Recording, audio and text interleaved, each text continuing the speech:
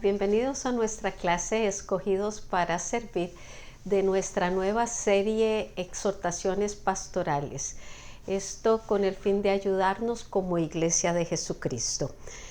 Vamos a ver que el llamamiento tiene algunas características que son comunes en todos aquellos que Dios llama al servicio de Él.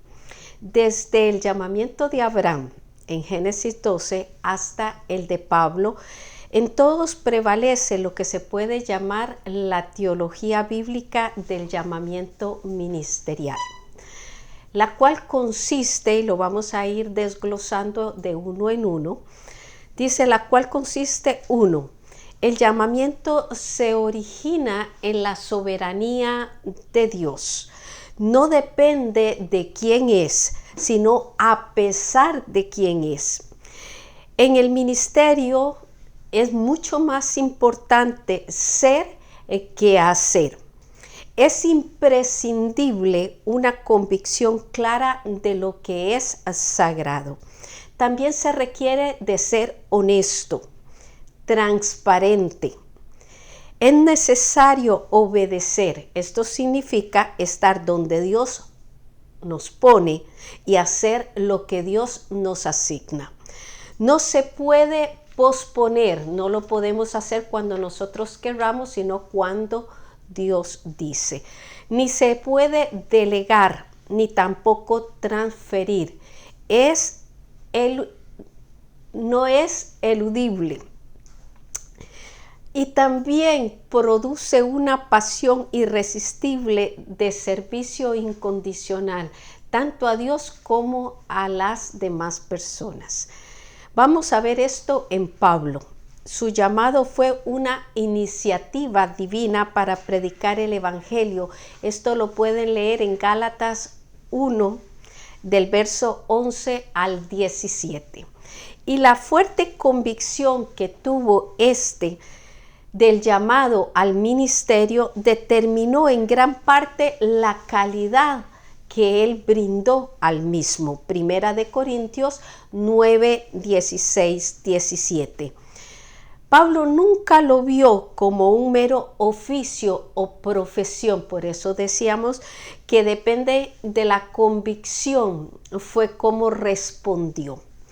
En nuestro primer punto vamos a ver la iniciativa divina en el llamamiento de Pablo. A pesar del pasado del apóstol, es un parte de la biografía de él. Dice en Lucas 19, de los versos 12 al 27, encontramos una parábola que Cristo contó acerca de un hombre noble que antes de partir a un país lejano entregó a sus siervos 10 minas. Vamos a ver que la mina equivalía al salario de 3 meses de un jornalero. Y él lo hace con el fin de que ellos la trabajasen. También en Mateo 25, 14, 30 está la otra parábola de los talentos. El talento equivalía al sueldo de 15 años de un jornalero. Esto lo entregó cierto hombre a sus siervos antes de irse a su país lejano. Vamos a ver que en ambas parábolas hablan de la encomienda que el Señor hace a sus siervos, en la cual ellos deben de ocuparse hasta que Él regrese. Este era el caso de Pablo y también lo es de cada uno de nosotros como creyentes. Lo dice en Primera de Timoteo 1:11 cuando dice, según el glorioso evangelio que a mí me ha sido encomendado. Para aquellos jornaleros, la encomienda era que trabajasen. Para nosotros, en vez de darnos minas o talentos, nos dan el evangelio. Al igual que los siervos de las parábolas, Pablo y nosotros recibimos la encomienda del evangelio. Vamos a leer el verso 12 de Primera de Timoteo que nos dice, doy gracias al que me fortaleció, a Cristo Jesús nuestro Señor, porque me tuvo por fiel poniéndome en el ministerio. El apóstol, al escribir esto, hace la afirmación de haber sido puesto en el ministerio. Esto es una convicción que es fundamental para aquellos que somos llamados. Pero vamos a ver quién era Pablo antes de convertirse.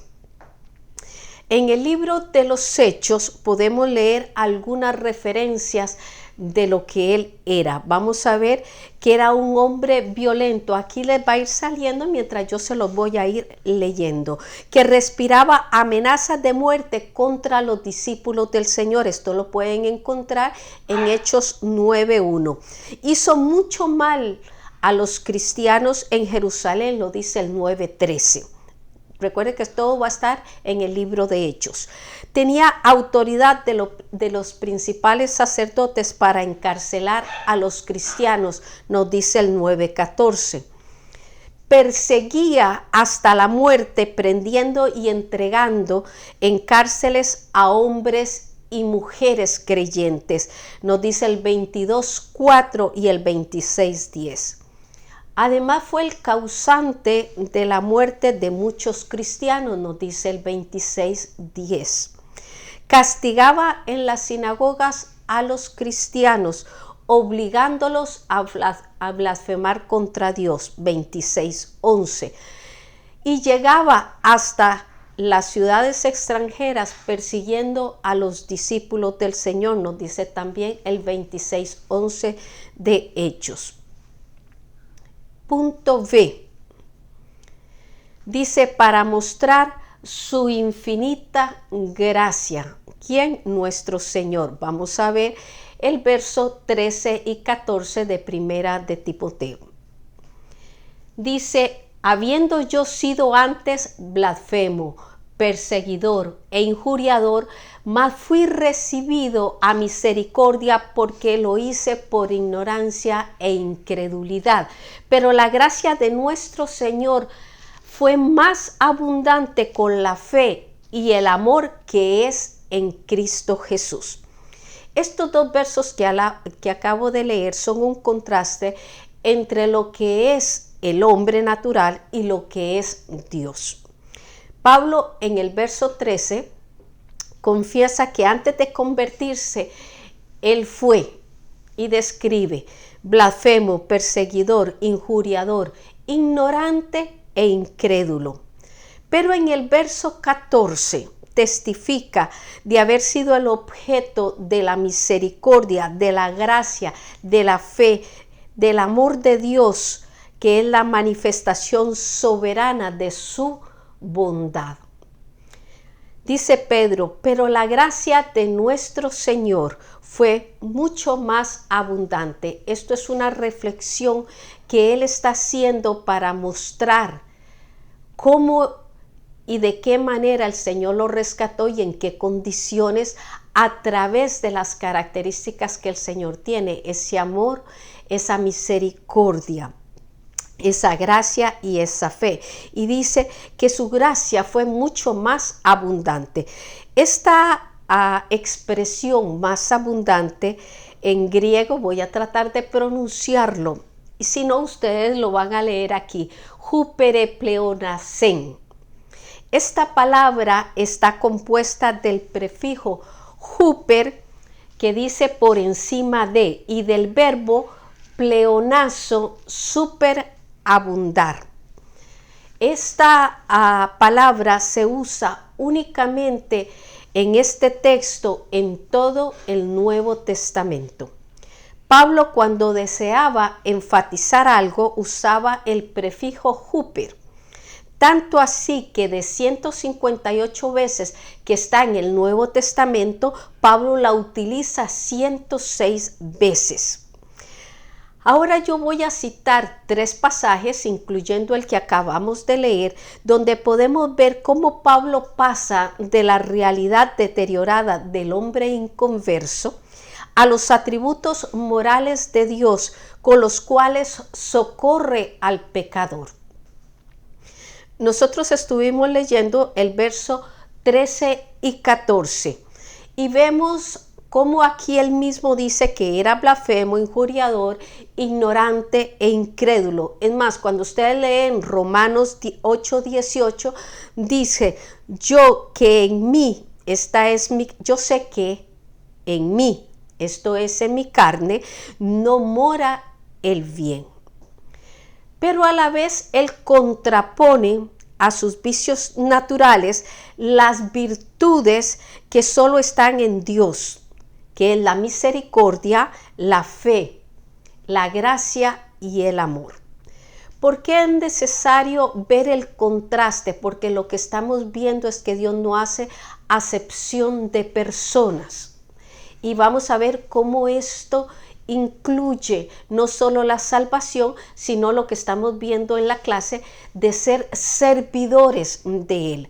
Mire el segundo pasaje en Gálatas 5, 19, 21, donde aquí se enumeran 17 vicios típicos de lo que es el hombre inconverso, de aquellos que viven en la carne: el adulterio, la fornicación, la inmundicia, la lascivia, la idolatría, hechicerías, enemistades, pleitos, celos, iras, contiendas, disensiones, herejías, envidias, homicidios, borracheras, orgías, y todavía agrega, y cosas semejantes a esto.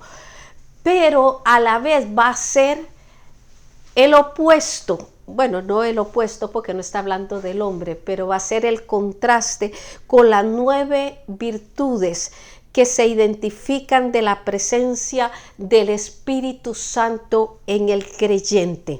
¿Cuáles son estas 9 virtudes? El amor, el gozo, la paz, la paciencia, la benignidad, la bondad, la fe, la mansedumbre y la templanza. Contra tales cosas dice que no hay ley. Así que el hombre natural, el hombre de la carne, el hombre inconverso, cuando llega el Espíritu Santo de Dios, va a tener y a manifestar estas 9 virtudes.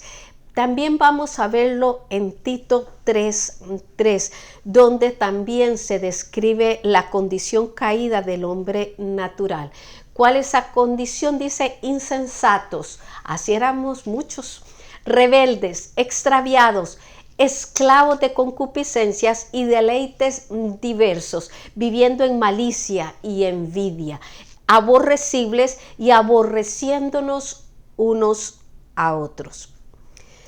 Pero, dice el mismo Tito en el verso 4, cuando se manifestó la bondad de Dios y su amor para con los hombres, nos salvó, no por obras de justicia que nosotros hubiéramos hecho. Por eso es que estamos haciendo el contraste de lo que practica el ser humano en la carne sin Dios.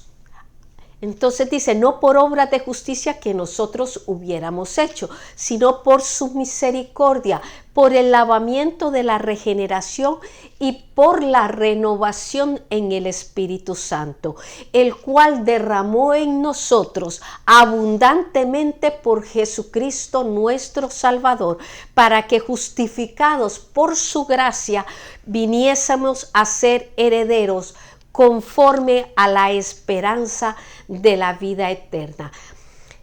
Dice, así comprobamos que la gracia del Señor es mucho más abundante. Por eso explicábamos la expresión más abundante, para que nosotros podamos estar recordando, estar entendiendo de dónde vinimos y a dónde se nos colocó.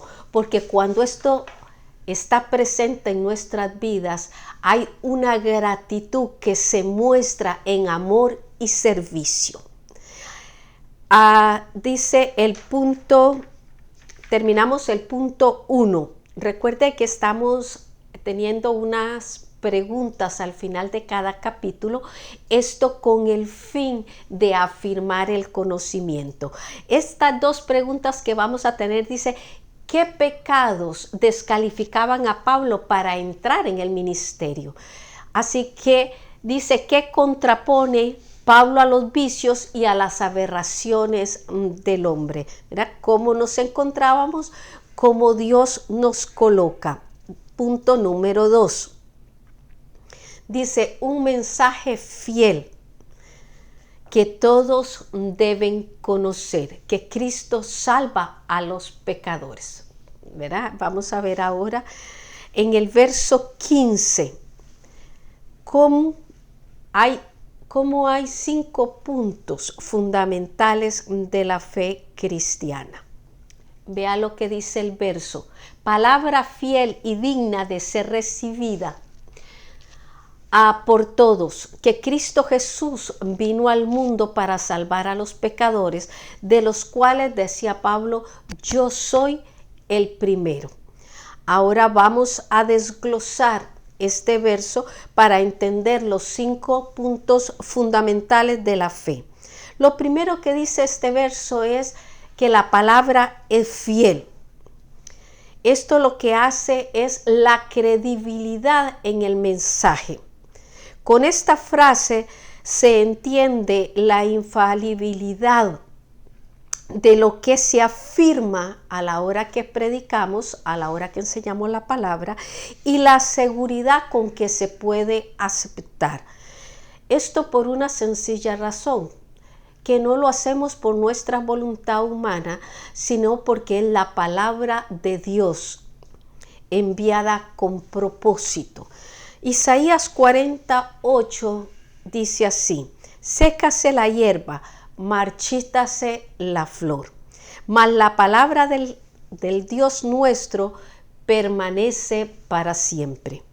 Mateo 24:35 también dice, el cielo y la tierra pasarán, pero mis palabras, decía Jesús, no pasarán, dando la credibilidad, la infalibilidad y la afirmación que tiene la palabra. Y esta es digna de ser recibida por todos. Cuando decimos que es digna, establece el hecho de que hay mensajes que no son dignos de ser recibidos. En griego, literalmente, esta frase que dice y digno de ser recibida, lo que dice es y digna de aceptación. Y esta palabra denota 2 ideas, ¿verdad? Digno de aceptación, digna de ser recibida. Eso significa que el evangelio merece ser aceptado intelectualmente como una verdad incuestionable. Pero también el evangelio merece ser vivido. No es solo una teoría, sino que también es una práctica. Dice que Cristo vino al mundo. Esta es la palabra que podemos creer. Es la palabra fiel. Dice, vino al mundo con el propósito de salvarlo. Y este es uno de los temas principales del Evangelio de Juan. Y aquí ustedes pueden ver varias citas donde pueden corroborarlo. También dice el verso para salvar a los pecadores. Este verbo salvar lo que señala es el rescate. Cristo no solo vino para darnos vida y vida en abundancia, sino para librar a toda la humanidad del final de un infierno. Dice Pablo, ahora dirigiéndose a él mismo, de los cuales yo soy el primero. La gran necesidad de reconocerse pecador. ¿Por qué? Porque cuando yo reconozco que he sido pecador, yo agradezco el perdón y la salvación. Esto fue referirse Pablo a él mismo con humildad y con modestia, porque hay alguna gente que después de convertido se le olvida de dónde lo rescató el Señor. Así que por eso resaltamos la humildad y la modestia que Pablo está manifestando al recordar de dónde el Señor lo salvó. Eso es precisamente lo que causa el llamamiento de Dios. Un genuino espíritu de humildad y de reverencia. Cuando el Señor nos llama y nos encontramos con Él, nos damos cuenta de su grandeza, de su gracia, de su misericordia y nos sentimos pequeños frente a Él. Pablo en Efesios 3:8 lo expresa así: a mí, que soy menos que el más pequeño de todos los santos. En 1 Corintios 15:9 vuelve a hablar de esto, donde dice: porque yo soy el más pequeño de los apóstoles, que no soy digno de ser llamado apóstol, porque perseguí, dice, a la iglesia de Dios. Así que él reconoce y le da a Dios la gloria de vida, de que aunque él no lo merecía, el Señor por su amor, por su gracia, lo llevó, lo llamó y lo rescató. Punto B.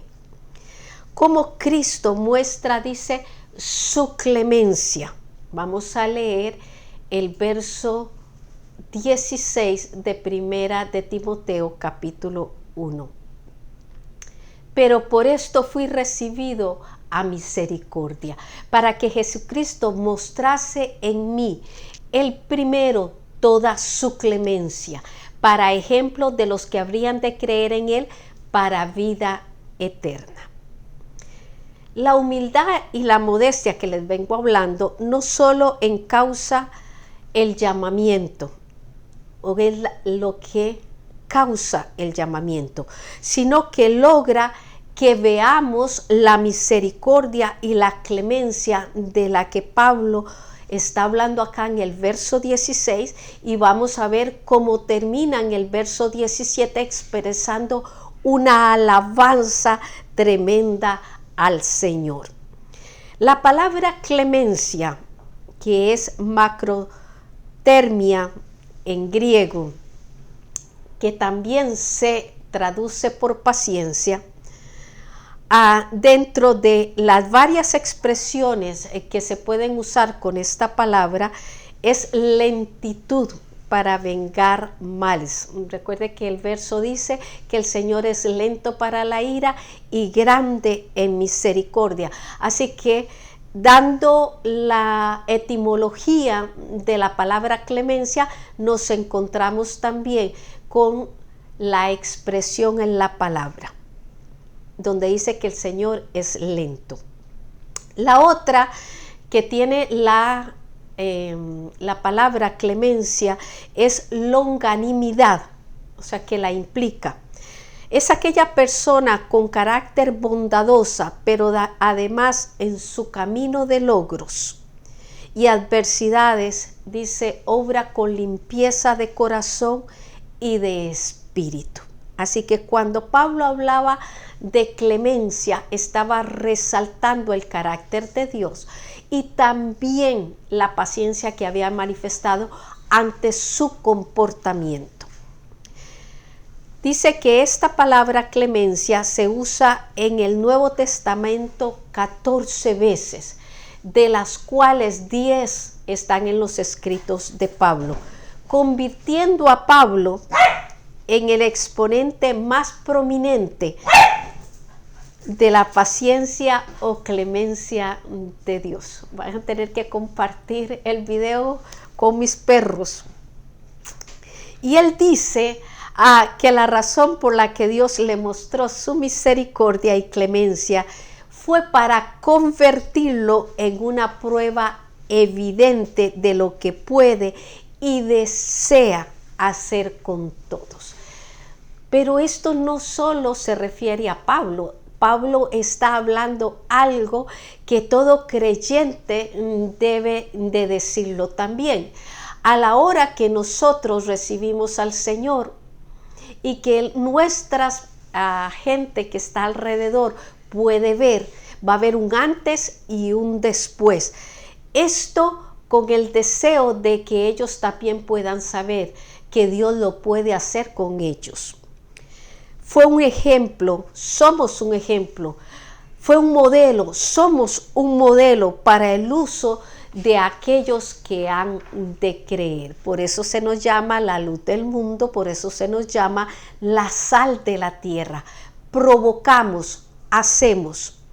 Cuando Pablo hace referencia a su conducta antes de convertirse, lo hace con el fin de enfatizar la misericordia de Cristo sobre su vida.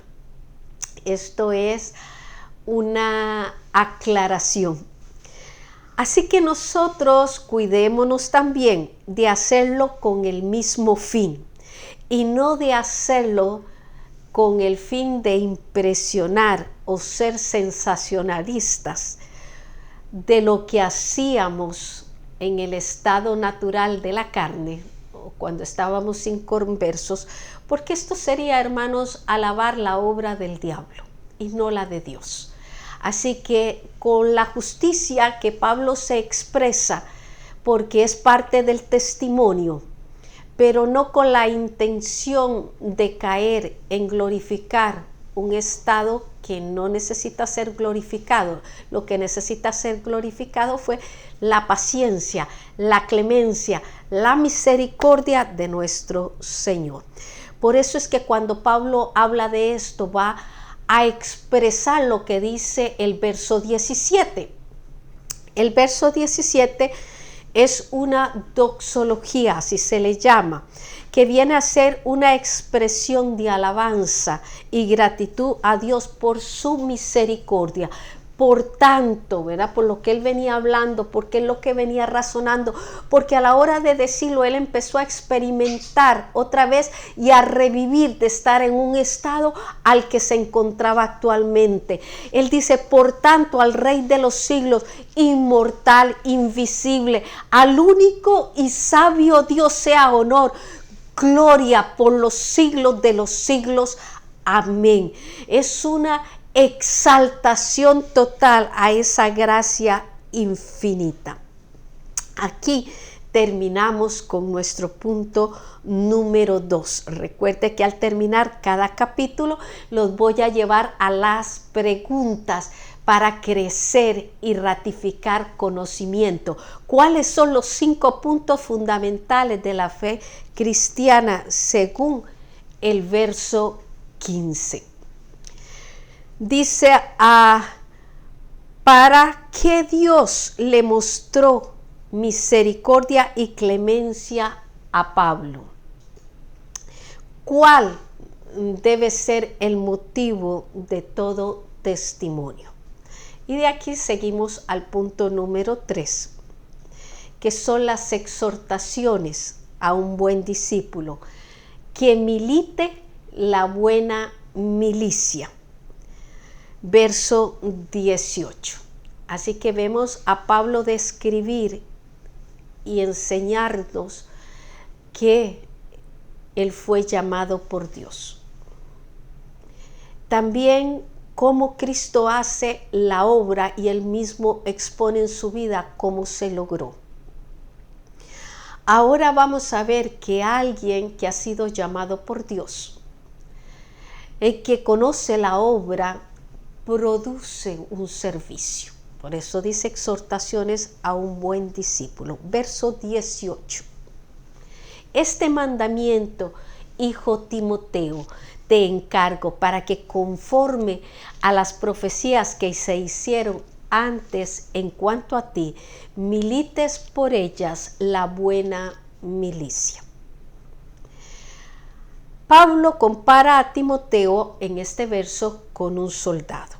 Esto lo pueden leer también en 2 de Timoteo, verso 2 a 3 y 4.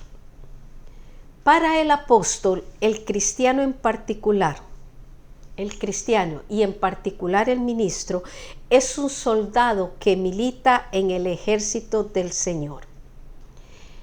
Y este que se atreve a aceptar el servicio, lo hace en primera fila. no lo hace como soldado de reserva ni tampoco de trinchera, o sea que está al frente de la batalla. Y para lograr vencer, necesitará la armadura de Dios. Efesios 6, 11 al 18, pero también dentro de nuestra página de la Iglesia sobre la Roca, el pastor nos dio todo un mensaje sobre la armadura de Dios que usted también puede consultar. Está muy bien detallado. Esta armadura consta de armas ofensivas y defensivas que protegen el frente del soldado y no su espalda, ya que no se espera que ningún creyente haga una retirada. En Efesios 6:12, al decir Pablo que no tenemos lucha contra sangre y carne, vamos a entender o estamos entendiendo que es una pelea individual, cuerpo a cuerpo, donde no se toman prisioneros por ser un asunto de vida o muerte. Eso significa de salvación o condenación. Es una guerra sin misericordia de parte del diablo para los cristianos y de parte de los cristianos hacia el pecado. Por eso se habla de militar y se habla de milicia. En este tipo de milicia se encontraba reclutado Timoteo. Pero también lo estamos nosotros, los que hemos creído en Jesucristo nuestro Señor. ¿Cómo Timoteo militaría por ellas? Por ellas se está refiriendo a las profecías que había sobre él. La buena milicia. Pregúntese usted, ¿cómo yo militaría por la palabra que he recibido? La buena milicia. Un consejo, que son 3 en realidad, voy con el primero, pero se dan 3 consejos. Una es, dice, ser sumiso a su líder. Es fácil decir que nos sometemos a Dios. Esto es muy sencillo de decir.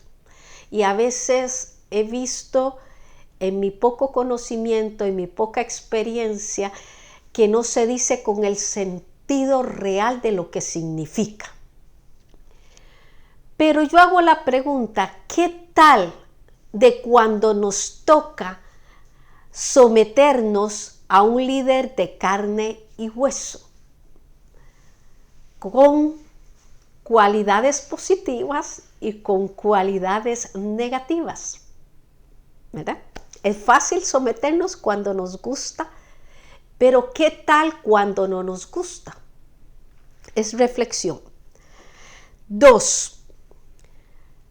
Nos ayuda vistiendo la armadura de Dios. Por eso hacíamos referencia a ella.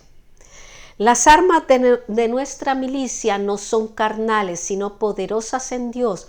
Dice, para la destrucción de fortalezas. 2 Corintios 10:4. Y el tercero dice, no desertando.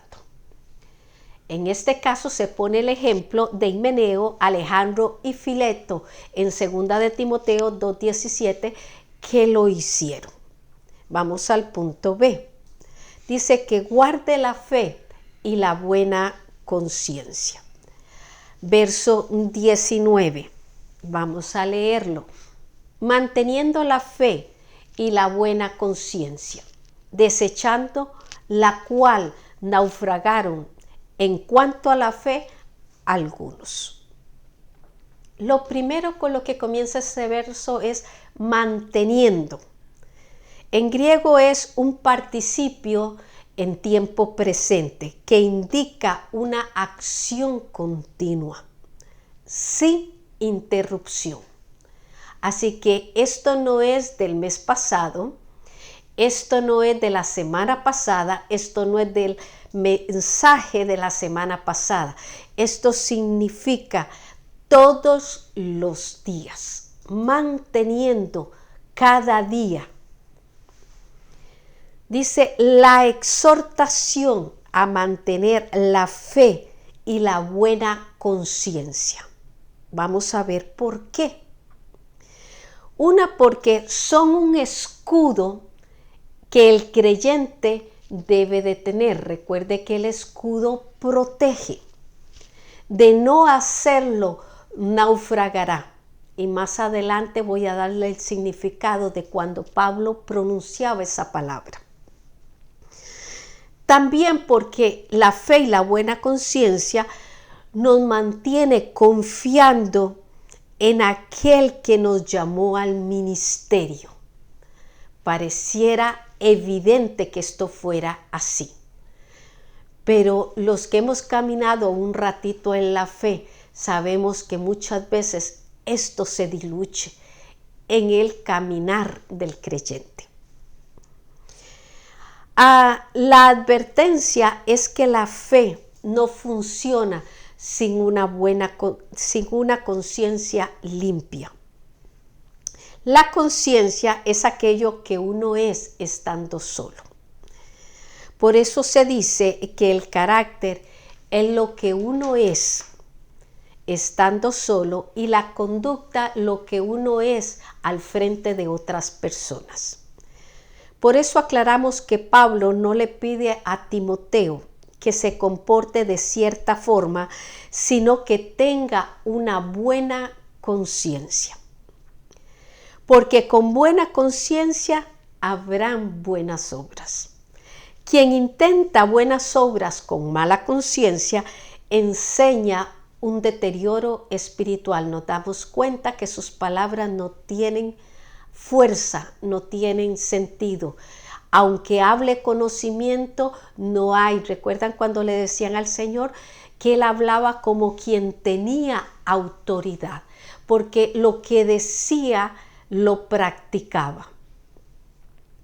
Es más fácil ser que aparentar. Además, en el Evangelio es más importante ser que hacer. El creyente verdadero, esto es una advertencia, ayudando un poquito y haciéndolo un poquito fácil. El creyente verdadero, porque hay gente que se llama creyente, pero el verdadero pasa por procesos, pasa por etapas. Algunas son más fáciles, otras son más difíciles. Lo que quiero decir con esto es que no siempre estamos en el cielo. Tenemos nuestros momentos del valle. Pero si aprendemos en tiempo y lo ponemos en nuestra mente, esto nos ayudará en ese tiempo en que podemos cruzar por un valle. Nos cuidaremos de no hacer obras para remediar una mala conciencia. Esto es algo que se trata para no verse mal delante de otras personas, tratar de hacer una obra para verse bien. Pero esto no agrada al Señor. Así que por eso se hace la salvedad de evitar caer dentro de esta conducta. Se dice que la conciencia es la voz de Dios hablando dentro de uno, pero la podemos callar por la repetición de malos pensamientos y de malas obras, al punto de no distinguir entre el bien y el mal. Cuando no le hacemos frente a ese momento, cuando no vamos y pedimos perdón, cuando no vamos y decimos estamos cansados, cuando no vamos y decimos que estamos desanimados y tratamos de disimularlo, lo que hacemos es esto que acabo de leer: callar por la repetición de mis pensamientos y puedo terminar en esta condición. Luego no distingo en qué lugar estoy, si estoy en lo bueno o estoy en lo malo. Por eso es que Pablo en Romanos 1:21 dice, su necio corazón fue entenebrecido. Perseveró en no hacer frente y en vez de ello lo trató de disimular, de aparentar, y terminó ese corazón entenebrecido. Solo cuando la fe se mantiene puede haber una buena conciencia y fracasará todo aquel que intente tener una buena conciencia sin la fe cristiana, porque realmente es el Espíritu nosotros. Por eso recuerde que comenzamos haciendo el contraste entre el hombre carnal y la obra de Dios. Era la obra de Dios la que producía el cambio de las 9 virtudes, la presencia del Espíritu Santo. No era la carne la que lo hacía. Así que cuando Pablo expone dentro de esta lectura bíblica y se está dirigiendo esta carta a Timoteo y a las iglesias que estaba expuesto, lo que le estaba explicando era parte de lo que él estaba creyendo y haciendo. Cuando nosotros en verdad creemos y practicamos, vamos a tener la sensibilidad de darle la mano, lo que se llama discipular a otro. No solo porque existe una clase de discipulado, sino porque mi misma naturaleza va a proceder dándole la mano a otro, porque lo que yo tengo va a producir. Vamos a leer el verso 20. De los cuales son Himeneo y Alejandro, a quienes entregué a Satanás, para que aprendan a no blasfemar. Este verso es para corroborar su punto, lo que Pablo está escribiendo. Pablo cita el caso de estos 2 apóstatas, que son Himeneo y Alejandro, y había el tercero que era Fileto. Ellos no conocieron la verdad, ellos conocieron la verdad, si no, no serían apóstatas. Apóstatas es uno que conociendo la verdad se aparta. Así que ellos comienzan por conocer la verdad. Pero debido a lo que les acabo de explicar, vienen esos valles, vienen esos momentos en que podemos caer en una debilidad de la carne, en caer en una lucha que nos desgastó, en una obra que alguien produjo que nos desanimó. Existen esos momentos, pero si no los llevamos al Espíritu Santo para trabajar con ellos, puede trabajar lo que trabajó en estos hombres. Ellos entonces se enojaron y trajeron doctrina que no era conforme a la doctrina de Cristo. Así que lo que Pablo hace es explicar cómo ellos se apartaron, cómo al hacerlo despreciaron las cosas de Dios. Porque si las conocieron y se apartan, es despreciarlas. Si el Señor me perdonó cuando yo estaba perdida y muerta en mis delitos y pecados, ¿cuánto más cuando ya soy su hija? Cuando estoy dentro de su redil. Así que si yo conozco el perdón y no lo uso, estoy despreciándolo. Si yo sé que Él da fuerzas al cansado y no voy a Él para que me dé fuerzas cuando yo estoy cansada. Si yo sé que Él es el que me anima y me da la palabra oportuna, ¿cómo no ir a ello? Esto es lo que se llama despreciar. Y a esto es lo que llama Pablo el naufragio. Esta palabra en griego significa un barco que se quebró en pedazos. Esto es una persona que cae después de haber conocido a Cristo, su obra transformadora y regeneradora, y descuida y se aparta y no sigue el camino, lo que hace es partirse en pedazos. Así que aquí llegamos al tercer punto. Recuerde que están las preguntas para afirmar el conocimiento, donde dice de qué manera podía Timoteo militar la buena milicia. Ahí les dimos los consejos que se podían seguir. Manteniendo, ya les advertí de una. Dice, en la segunda pregunta, ¿por qué Pablo exhorta a mantener la fe y la buena conciencia? Conclusión. Nuestra clase, Escogidos para Servir, destaca los atributos de Dios, su misericordia, su gracia, su gran fidelidad, su amor, su clemencia, que estaba incluida la paciencia. A través del llamado de Pablo y del discipulado de a Timoteo, porque Pablo no solo se quedó con lo que él experimentó, sino que lo muestra en su discípulo, encontramos preciosas enseñanzas como estas que les voy a dar. Una es un corazón conectado con Dios, agradece y le da a Él la gloria y el lugar en los acontecimientos. Lo vimos como Pablo lo hacía. También comparte el mensaje de Cristo porque lo cree, pero también fue porque lo aceptó en él mismo. Otro ejemplo que nota Pablo. 3.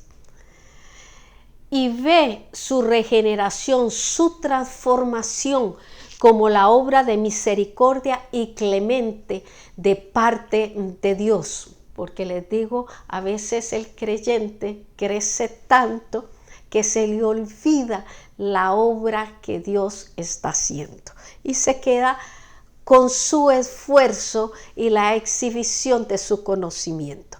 Así que un corazón conectado con Dios comparte el mensaje, agradece, logra ver. Dice, como apóstol Pablo, llamado y transformado, no escatima de él para darle a Timoteo la mentoría suficiente para que Timoteo se mantuviera en el llamado, en la asignación que el mismo Pablo le había hecho, pero con una condición: cuidando su vida espiritual. Porque recuerde que es más importante ser que hacer. Porque en el momento que yo hago sin ser, me convierto en algo de apariencia. Y el 5 dice, Pablo sirvió a Dios, a la palabra, a sus semejantes, hasta llevarlos, en este caso, a Timoteo, a ser militante de la obra. Tenemos que convertirnos en gente que animamos, que ayudamos a crecer a otro. Así que en base a toda esta obra, damos gloria a Dios por cada creyente que está y que se va agregando.